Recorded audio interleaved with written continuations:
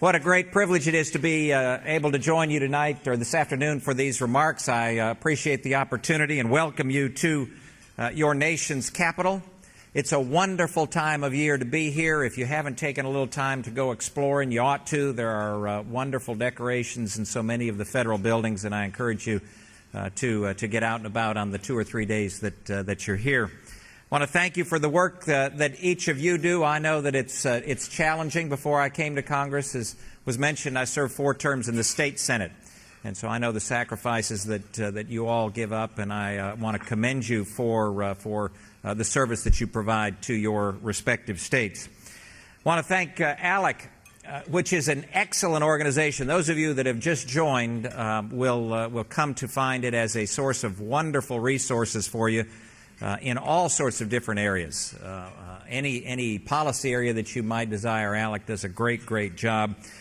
By way of a little plug, Atlanta, my almost hometown, is going to be the site for the 36th annual ALEC meeting next July 15th through the 18th, so start making your plans.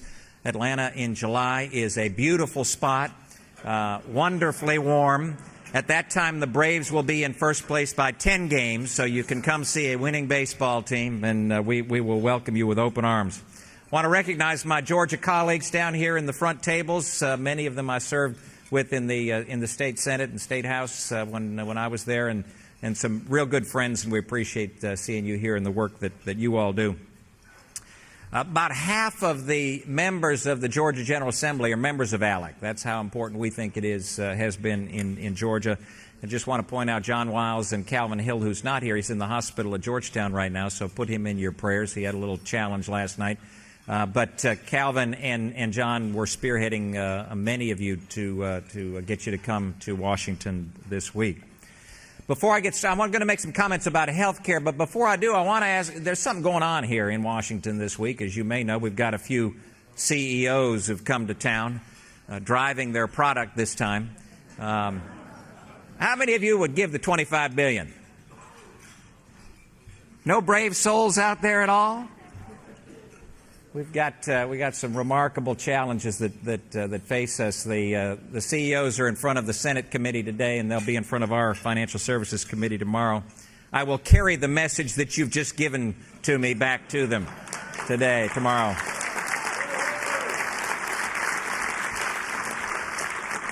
These are remarkably challenging times. I would suggest that they are times where we have seen a unique and increasing sentiment for the response to any challenge that we face as a nation to be government. I was first elected in 1996. At that time, it was in vogue almost across this nation, anywhere across this nation, to say the government was not the answer. Regardless of what the question was, government was not the answer. I think we're about a little over 3 years into a time when so many in this nation believe that government is the answer, and I put the genesis for this at Katrina, which is curious when you think about it. It was a time in August, September of 2005 when local, state, and federal government clearly were not capable of responding to the challenge before them, all sorts of reasons for that. But the response to that across this nation has seemed to be that government ought to be more involved in every single challenge that comes before us. And I would suggest to you that in the financial arena, where we've seen government intervention over the last 6 months to a degree that most of us in this room would have said we never would have dreamed we would see in our lifetime. Remarkable challenges that we face. I've been asked to talk a little bit about health care, and I'm pleased to be able to do so. I would encourage you, if you are not adept or like talking about health care, to adopt it as an issue. Some folks say that conservatives don't have a health care gene. We just don't talk about health care very well. I would suggest to you it's extremely vital and important that we do talk about health care for a variety of reasons. One, it's important. If you talk to any demographic across this nation, it's in the top 3, by and large, to anybody that you speak with. Health care is an important issue. 2, the system's broken. You know that. You've got incredible challenges in your state. At the federal level, we have remarkable challenges in terms of health care. The system is broken and needs to be fixed. I mention that because many believe that Medicare is the model for reform at the federal level. I would suggest to you that Medicare is not the model for reform and shouldn't be followed. Third reason that it's important to talk about is that it is ought to be a conservative issue. What is more conservative than deciding whether or not you and your family and your physician get to make health care decisions, as opposed to somebody else? You fill in the blank, whether it's state government, federal government, or some other entity. That's a conservative issue. It's important. And finally, it's important that we talk about it because, as I will mention at the closing portion of my remarks, the solution I would suggest to you is very simple. It is a simple solution. We don't have to get all complex and try to figure out how to tinker with all of this evidence-based decision-making that Dr. Dolinar talked about. The solution is relatively simple. We are truly at a crossroads in the area of health care.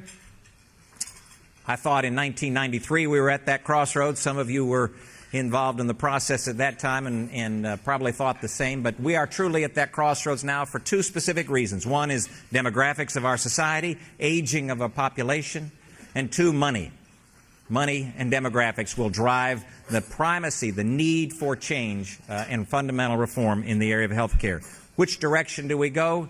That's the question that has to be answered, and that's the question that I know you will be intimately involved in as we move forward. I want to touch on two or three specific issues. One is Medicaid, two is S-CHIP, three is what we can expect out of the President-elect's new administration, and then some alternatives, hopefully some positive reforms or options that we have available to us. Medicaid. Y'all interested in some Medicaid money? You come to the right town, right? $200 billion of federal Medicaid money goes to the states each year. Your state will likely see an increase in the stimulus package that comes out in January. The current proposal that's on the table is for about $38 billion of new Medicaid money coming to the states over a 2-year period of time through the federal Medicaid assistance program. That is supposedly, depending on who you talk to in the leadership, supposedly to allow for all folks who are currently on the enrolled in the Medicaid program to continue their participation. Many states are desirous of increasing their participation, the numbers of folks on their Medicaid program. That money is not supposed to be for that, but the fine print hasn't been written in terms of what that money can be used for. But you will see, each state will see, I believe, a significant increase in Medicaid money for at least the next 2 years from the feds. S-CHIP, the State Children's Health Insurance Program, an issue that is probably near and dear to many of you. It's one that has been in place for 10 years. I think it's a wonderful study in what happens to an issue at the federal level oftentimes.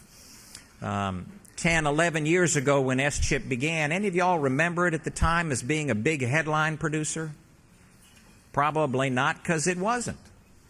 It was a bipartisan decision that was made that there ought to be a program that allowed for kids in families who made too much money for eligibility for Medicaid but not enough money for private insurance to be able to have access to some type of insurance. And so folks got together and said we ought to make that at about 200% of the poverty level and provide assistance to states to provide health insurance for those kids, right? What's happened over the last year or two has been the remarkable politicization of an issue that should not be in that arena, I would suggest to you. And so we've seen proposals and, in fact, bills passed through the House and the Senate that would cover kids in families up to 400% of the poverty level. 400% of the poverty level, as most of you know, is about $84,000 a year. If you do that, then what happens is that we would drive about 2 million kids from private personal insurance, those kids covered by their family's insurance right now, to government-run or whatever your version of S-CHIP is in your state health insurance for those children. I would suggest to you that's the wrong direction to go.